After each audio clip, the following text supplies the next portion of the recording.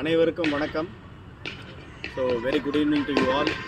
த pleasant evening climate ரொம்ப நல்லா இருந்தது, ரொம்ப சந்தோஷம்.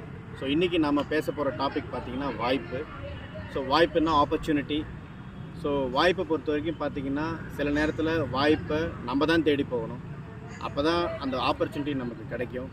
அது சாதகமாக மாதிரி நமக்கு வெற்றி கிடைக்கும். சம்டைம்ஸ் ஆப்பர்ச்சுனிட்டி நம்மளை தேடி வரும். நம்மளை தேடி வர ஆப்பர்ச்சுனிட்டியை நம்ம எஃபெக்டிவாக பயன்படுத்தி அதில் பெஸ்ட் அவுட்கம் கொடுக்கணும்னு பார்க்கணும்.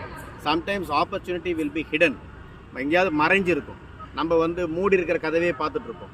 இப்படி திரும்பி பார்த்தீங்கன்னா இந்த பக்கம் ஜஸ்ட் ஒரு டேர்னுன்றது ஒரு ப்ராசஸ், ஒரு மூமெண்ட்டு. அதை பண்ணோன்னா மெனி டோர்ஸ் வில் ஓப்பன். புரியுதுங்களா? ஸோ நம்ம மூடி இருக்கிற கதவையே பார்த்துட்டு இருந்து நிறைய கதவு திறந்துருக்கும், அதை நம்ம பார்க்க மாட்டோம்.